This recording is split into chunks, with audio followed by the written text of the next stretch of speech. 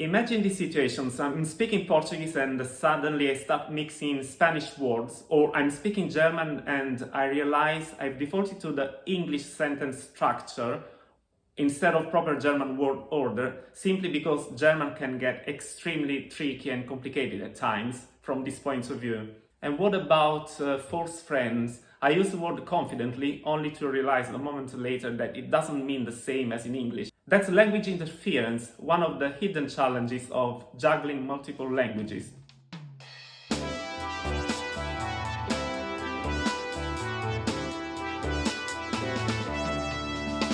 Hi everyone and welcome to my channel Andrea Marino Polyglot Experience. This is Andrea here, and in today's video I'm going to talk about language interference.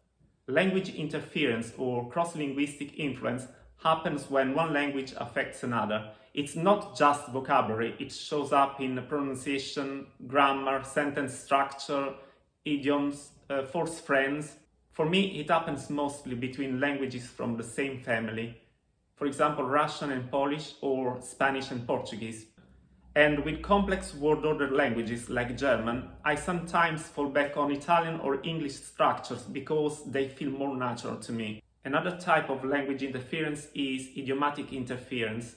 This happens when you take an idiom from one language and try to use it as if it existed in your target language. For example, in English you say break a leg, which is the equivalent of the Italian in bocca al lupo.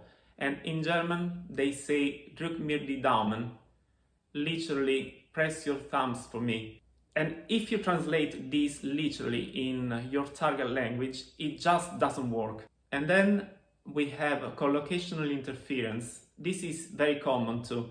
This is when the verb you instinctively choose is wrong because in your native language, you use a different one for the same action. So for example, in English you take a shower, but in Italian you fai la doccia. In English you say it doesn't make any sense, but in Italian you say non ha senso. It has no sense. These are tiny differences, but they can really trip you up.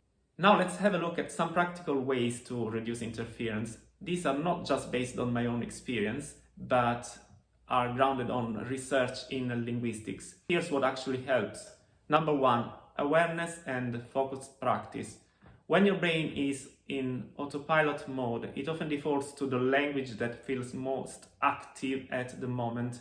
Sometimes your native language, sometimes another you've been using recently. So in those cases, slow down, pay attention, and if you're unsure, ask or make a note to check later. Number two, prioritize productive skills. Active skills, speaking and writing, train your brain to suppress competing languages. It's important to note that reading and listening alone aren't enough to manage interference, because language interference doesn't affect much your comprehension. Number three, think in your target language. Avoid translating in your head. Comparative lists across languages may overload your memory and actually increase interference.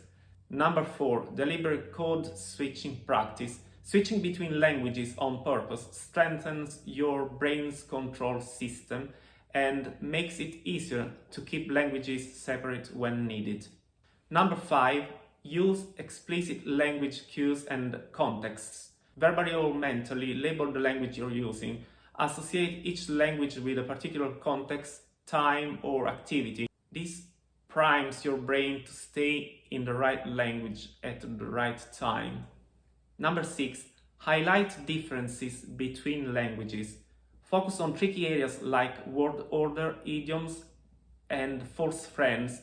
Knowing the differences consciously helps your brain avoid automatic translation. And finally, number seven, accept some interference and notice the positives. Interference isn't just a challenge, it's a sign your brain is actively managing multiple languages.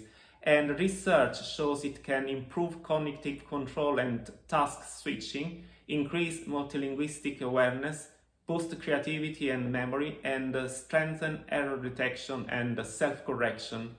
To conclude, interference is normal, no panic, it's not a sign of failure. It simply means your brain is doing the hard work of managing multiple languages at once, and with awareness and consistent practice and with the right strategy, it becomes much easier to handle. If you speak or you are learning 2 or more languages, I assume you have experienced language interference to some extent. Please let me know about your experience in the comments below. And if you enjoyed this video, please like and subscribe to the channel. It means a lot to me. See you next time. Bye now.